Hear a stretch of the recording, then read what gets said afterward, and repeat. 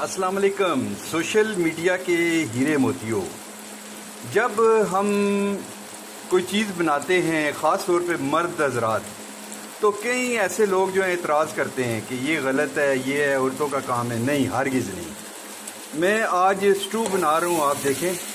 सबसे पहले आपने ये चिकन मीट जो है ये आपने लेना है, और चिकन मीट को आपने घी के अंदर थोड़ा सा ब्राउन करना है। ब्राउन करने के बाद ये देखें आप, इसमें जब ब्राउन हो जाए तो इसमें आपने टमाटर डालने हैं, प्याज काट के डालना है जी।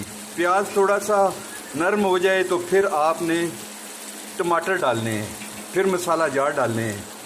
दोस्तों, ये कोई बुरी बात नहीं है। घर में अपने मिसेज़ का, फैमिली वालों का हाथ बटाना ज़रूरी होना चाहिए। आप कहते हैं ये कोई मर्दों का काम है, नहीं।